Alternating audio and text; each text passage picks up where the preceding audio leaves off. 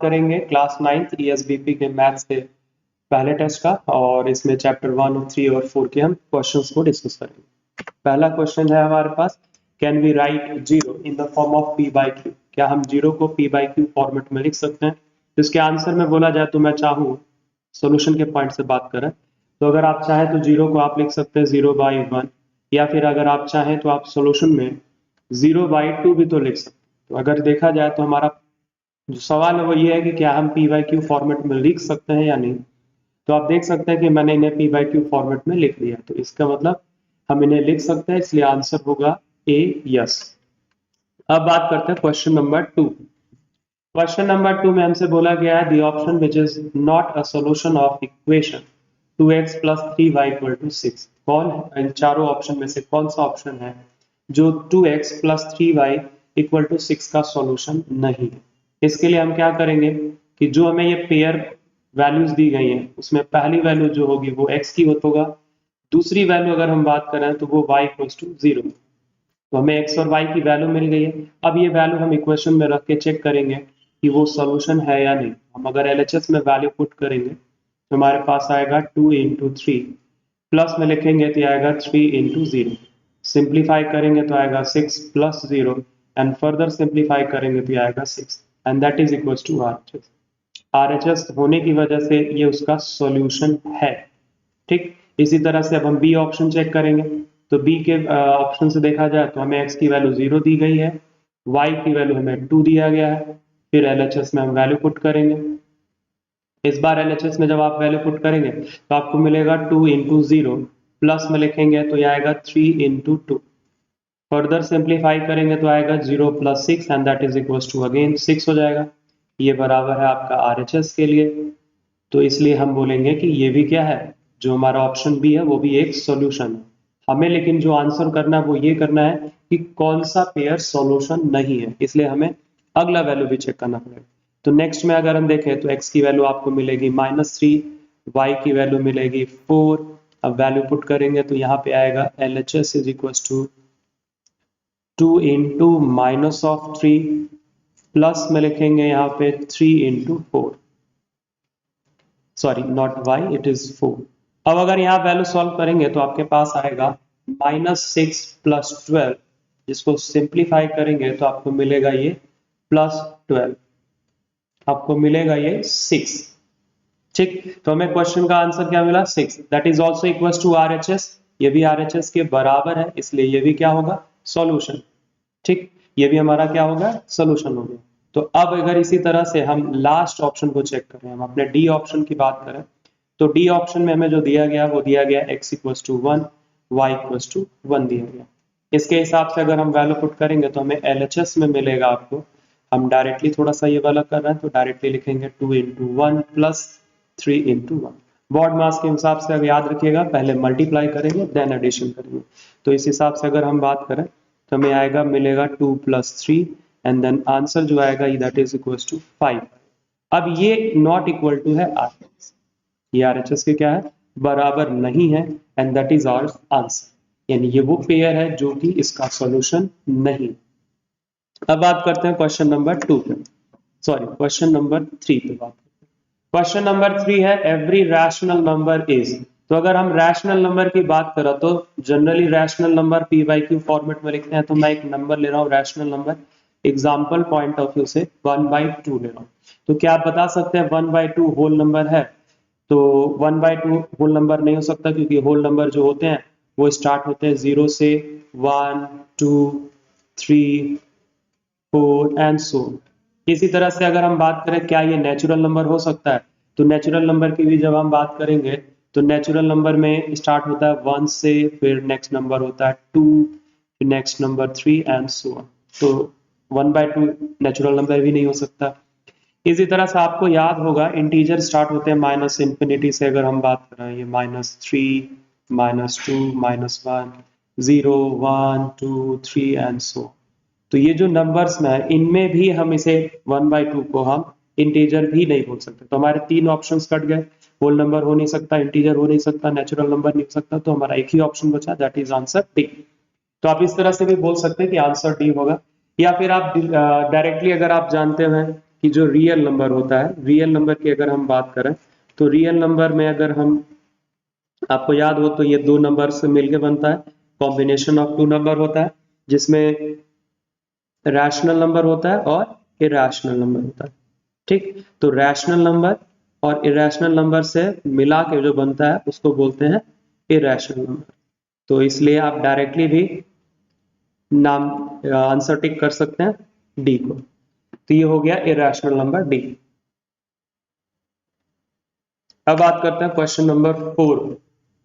Question number 4 हमारे पास है कि हमारे पास one set of order pair which belongs to a straight line represented by equation.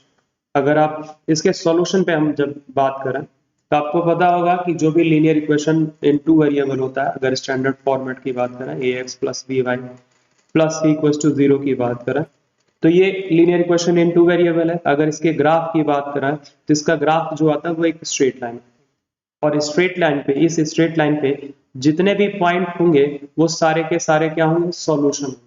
तो क्वेश्चन जो हमसे बोल रहा है वो ये बोल रहा है कि इन 4 पॉइंट्स में से आपको बताना है कि कौन इस लीनियर इक्वेशन का सॉल्यूशन है।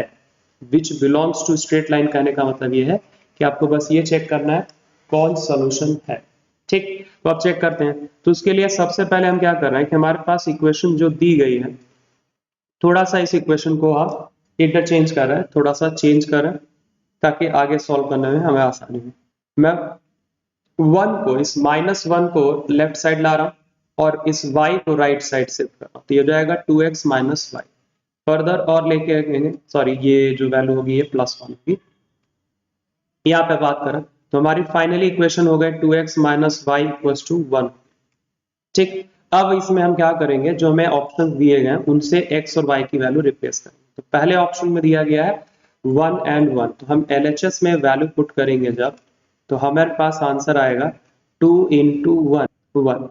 ठीक है, ये माइनस होगा, सिंप्लीफाई करेंगे तो आएगा 2 minus 1 से हमारे पास आंसर आएगा 1, जो कि इक्वल टू है किसके, RHS के। तो इसी तरह से हम बोल सकते हैं कि भाई हमारा पहला ऑप्शन करेक्ट। आप बाकी ऑप्शन भी चेक कर सकते हैं अगर आपको डाउट है, बट ये MCQ टेस्ट है जिसमें एक ही ऑप्शन करेक्ट हो सकता है, इसलिए आपका आंसर फर्स्ट हो गया ए। अब आप जस्ट फॉर नॉलेज हम एक बार बी ऑप्शन भी चेक कर लेते हैं कि कैसे, अगर इसको हमने बी को आंसर क्यों नहीं बोला। तो बी के लिए हम LHS फिर से लिखेंगे, तो यहाँ पे आएगा हमारे पास 2 into 2 और फिर यहाँ पे आएगा माइनस में y की जगह रखेंगे 1, तो फाइनली आएगा 4 minus 1 and that is going to be equal to 3। ये आपका बराबर नहीं है किसके, RHS के। तो ये RHS के बराबर अगर नहीं है तो इसका सॉल्यूशन नहीं होगा, इसीलिए वो स्ट्रेट लाइन से बिलोंग भी नहीं करेगा, ये ध्यान रखिएगा। इसी तरह से बाकी ऑप्शन भी चेक कर सकते हैं। अब बात करते हैं क्वेश्चन नंबर 5। क्वेश्चन नंबर 5 जो है आपके पास वो ये दिया गया है आपको कि √361 is a fill in the blanks है आपके पास, और फिर दिया गया है नंबर। तो हमें बताना है कि जो √361 है वो कौन से टाइप का नंबर है। तो अगर इसके लिए हम बात करें तो हम पहले चीज तो ये चेक करेंगे कि क्या √361 फर्दर सिंप्लीफाई हो सकता है।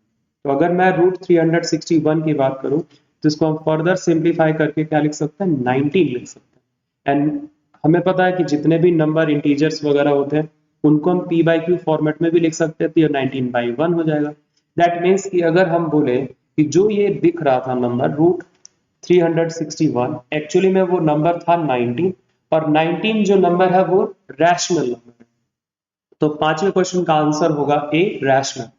बाकी जो भी ऑप्शन है इरैशनल वो नहीं होगा, क्योंकि इरैशनल में हम उसे p/q फॉर्मेट में नहीं लिख सकते, और नाइदर रैशनल नॉर इरैशनल की तो सवाल ही बात नहीं होती, और नन ऑफ दी विच भी इसका ऑप्शन नहीं हो सकता। तो फर्स्ट ऑप्शन है रैशनल। क्वेश्चन नंबर 6 है 3√6 प्लस 4√6 इज इक्वल टू। आपको इसमें ऐड करना और बताना है कि ये वैल्यू क्या है। ठीक है, तो इसके लिए आपको पता होना चाहिए कि हम रूट्स वाले नंबर को, यानी इरैशनल नंबर को ऐड कैसे करते हैं। तो ऐड करने के लिए अगर आपको याद हो तो सबसे पहले चीज आपको पता होना चाहिए कि हम ऐड केवल उन्हीं नंबर को कर सकते हैं जो लाइक टर्म्स होते हैं। लाइक टर्म्स कहने का मतलब यह है कि अगर आपके पास कोई इरैशनल नंबर दिया गया है, जैसे 3√5 दिया गया है और 4√35 दिया गया है, तो यहाँ ऑर्डर ऑफ रेडिकल सेम होना चाहिए, यानी अगर स्क्वायर रूट है तो स्क्वायर रूट होना चाहिए, क्यूब रूट है तो क्यूब रूट होना चाहिए। दूसरी बात आपको क्लियर होनी चाहिए वो ये कि जो रूट के अंदर की वैल्यू है जिसे हम रेडिकेंड कहते हैं वो भी सेम होनी चाहिए। तो जब रेडिकेंड सेम होगा, ऑर्डर सेम होगा रेडिकल का, तब हम उसे लाइक टर्म बोलेंगे। ठीक, अगर इसी तरह से मैं आपसे पूछूं, एग्जांपल दूं कि भाई कौन लाइक टर्म है या नहीं, अगर हमारे पास 4√3 है और 2√2 है तो हम इसे लाइक टर्म नहीं बोलेंगे, ये होगा unlike term. Unlike term, unlike term क्यों बोले? क्योंकि इनके अंदर, रूट के अंदर की वैल्यू है जिसको रेडिकेंड बोलते हैं, वो वैल्यू सेम नहीं है। इसी तरह से अगर आपसे कोई पूछे cube root 2 and square root 2 like term होंगे या नहीं, तो ये भी अनलाइक टर्म है क्योंकि इनका इस बार ऑर्डर सेम नहीं है। तो जब ऑर्डर सेम ना हो या रेडिकेंड सेम ना हो तो उनको अनलाइक टर्म बोलेंगे, इन्हें हम ऐड नहीं कर सकते। लेकिन जब भी टर्म्स के ऑर्डर और रेडिकल सेम होंगे तो उन्हें हम ऐड कर सकते हैं। तो ये बेसिक बात अगर आप समझ गए तो अब अपने क्वेश्चन पे बात करते हैं। तो हमें बोला गया है कि 3√6 को प्लस करना है 4√6 के साथ। तो रूट के ये भी याद रखिएगा कि जब भी आप ऐड करेंगे तो रूट के अंदर वैल्यू ऐड नहीं होती, हमेशा ये जो बाहर लिखे गए रैशनल पार्ट है उन्हीं को केवल हम ऐड कर सकते हैं। तो अब यहाँ पे हम लिखेंगे 3 + 4 से 7 और यहाँ पे आ जाएगा √6। तो इसका आंसर होगा 7√6, यानी कि बी आंसर, ऑप्शन बी आपका करेक्ट ऑप्शन। अब बात करते हैं क्वेश्चन नंबर 7। क्वेश्चन नंबर 7 दिया गया, the axis on which the point 0, -4 lie is. हमसे पूछा जा रहा है कि कौन से एक्सिस पे 0, -4 लाई। तो अगर हम याद हो आपको, अगर हम बात करें तो वर्टिकल लाइन को हम बोलते हैं वाई एक्सिस, हॉरिजॉन्टल लाइन को हम बोलते हैं एक्स एक्सिस। ये एक्स एक्सिस है, ये वाई एक्सिस है। इस इंटरसेक्शन पॉइंट को बोलते हैं ओरिजिन, ये हमारा ओरिजिन हो गया। नेक्स्ट बात अगर आपको याद हो तो वो ये कि हम इधर राइट साइड ऑफ ओरिजिन जो नंबर्स लिखते थे ये 1 2 3 4 होता था, यानी इसको हम पॉजिटिव एक्स एक्सिस भी बोलते थे। इसी तरह से ऊपर में वैल्यू लिखते हैं 1 2 3 एंड सो ऑन, तो इसको बोला जाता है पॉजिटिव वाई एक्सिस।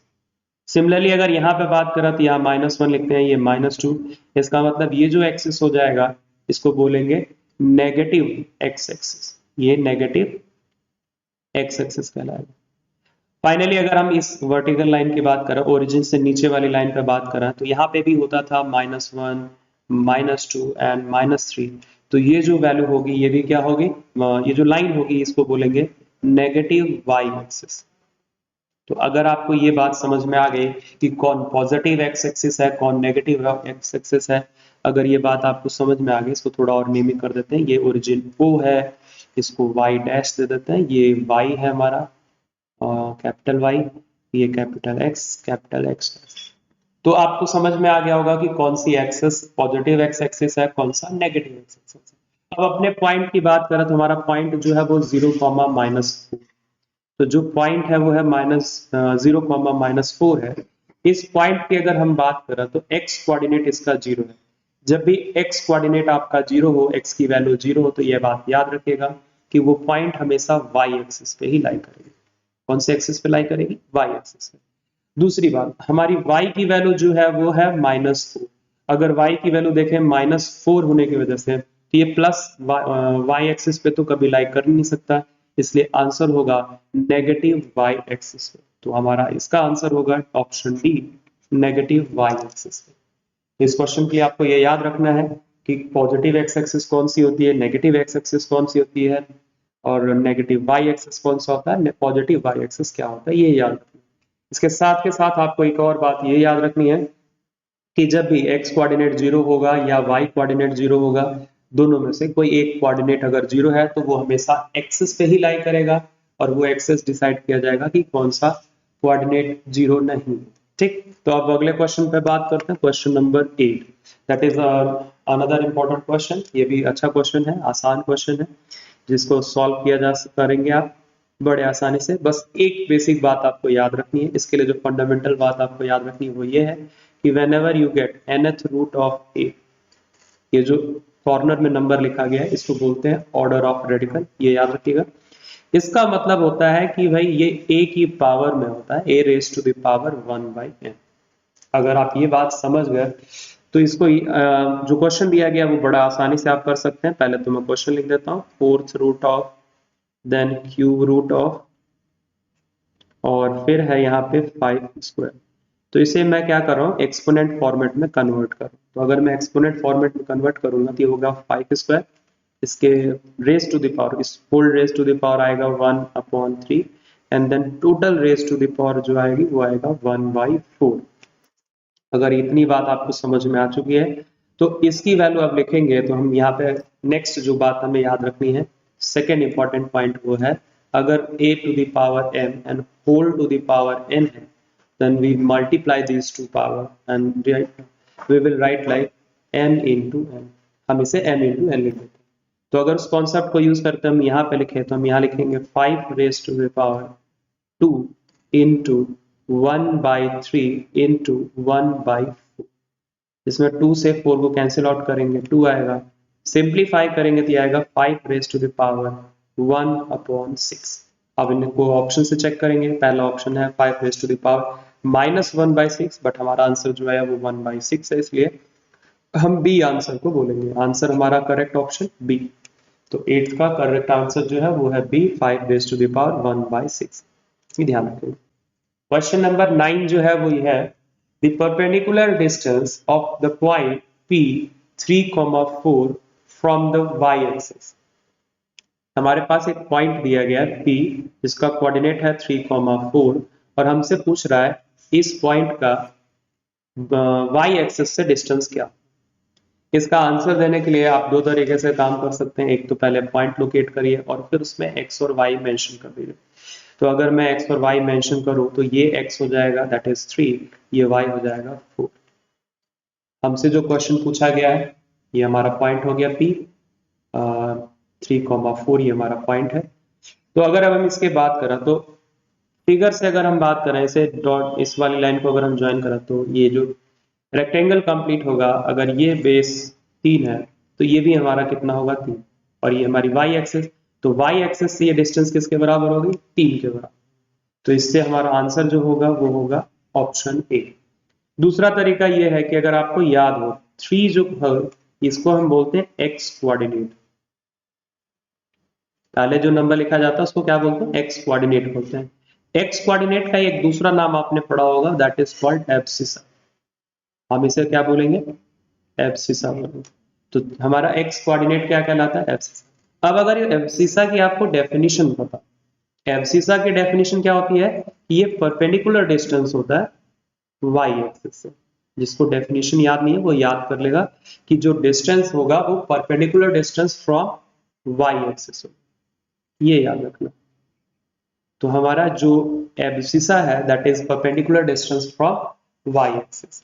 तो इससे भी डेफिनेशन से ही क्लियर हो गया कि जो एब्सिसा है that is perpendicular distance from y axis, तो 3 इज द आंसर, इस तरह से बोल सकते हैं। दूसरी बात आप याद रखिएगा, मैं आपको बता रहा हूं y कोऑर्डिनेट को हम बोलते हैं ऑर्डिनेट, और ऑर्डिनेट्स जो होते हैं उनके बारे में आपको पता होना चाहिए कि ये किससे डिस्टेंस मेजरमेंट करते हैं। तो ऑर्डिनेट्स होंगे परपेंडिकुलर डिस्टेंस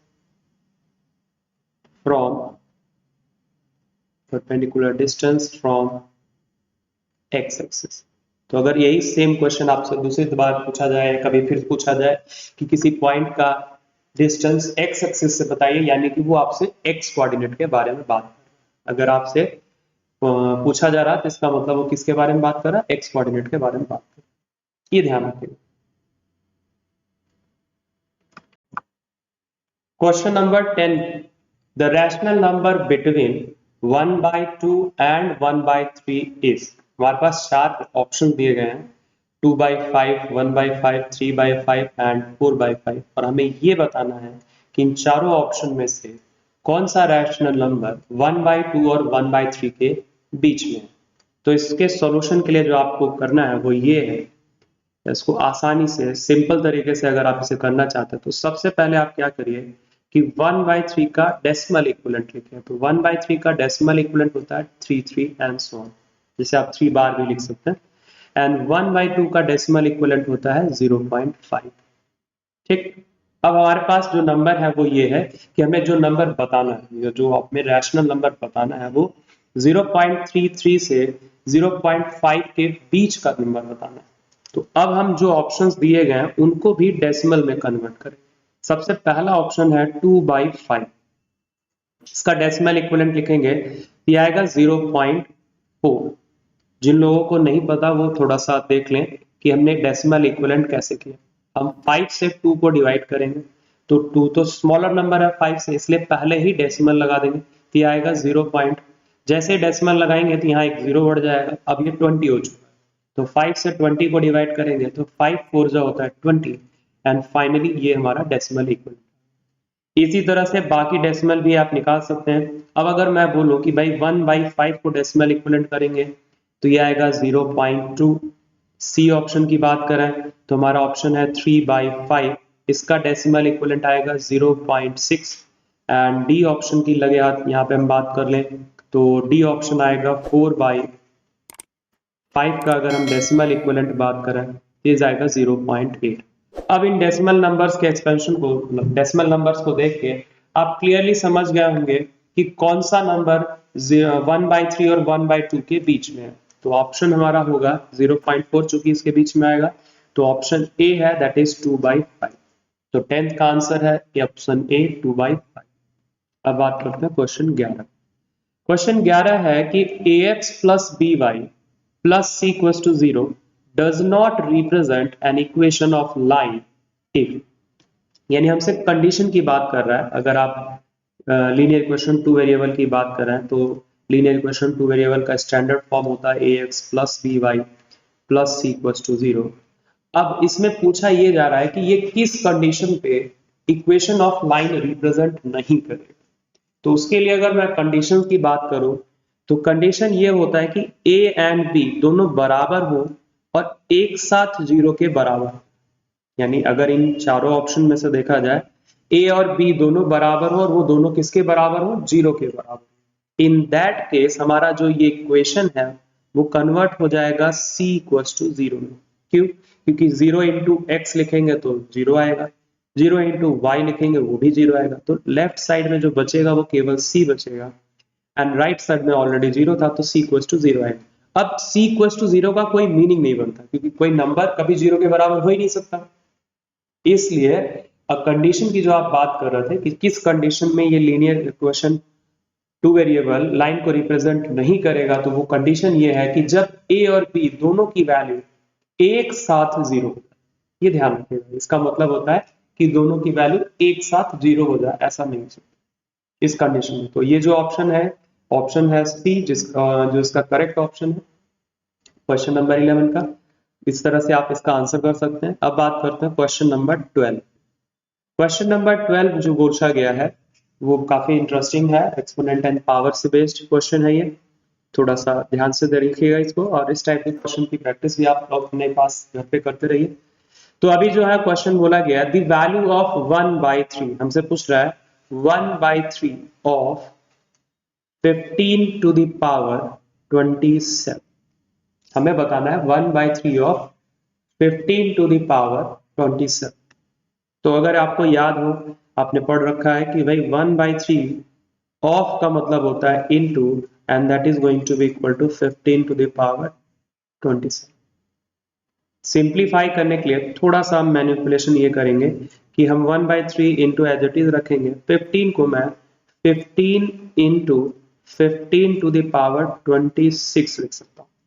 अगर आपको याद हो, पावर फॉर्मूला होता है एक्सपोनेंट का कि a to the power m into a to the power n is equal to होता है a to the power m plus n। तो मैंने क्या किया, 27 को 26 प्लस 1 की पावर में ब्रेक कर दिया। यहाँ पे जो वैल्यू है, ये है 1 है, और 15 को डिवाइड करेंगे तो 3 5 होता है 15। सो जो फाइनली आंसर आएगा हमारे पास वो आएगा 5 into 15 to the power 26, and that will match with option C. तो इस क्वेश्चन का आंसर है सी। 12वें क्वेश्चन का आंसर है सी, 5 इंटू 15 टू द पावर 26। ठीक। अब क्वेश्चन नंबर 13। क्वेश्चन नंबर 13 है the coordinate axis divide a plane into dash quadrant. तो हमसे क्वाड्रेंट के क्वांटिटीज पूछ रहा है। तो जनरली ये बात सबको याद होता है कि जब एक एक्सिस एक इंटरसेक्ट करते हैं तो वो प्लेन को 4 पार्ट्स में डिवाइड करते हैं और उन्हीं 4 पार्ट्स को हम क्वाड्रेंट बोलते हैं। तो अगर क्वाड्रेंट्स की अगर हम बात करें तो आंसर जो होगा वो होगा 4 and that will be option D.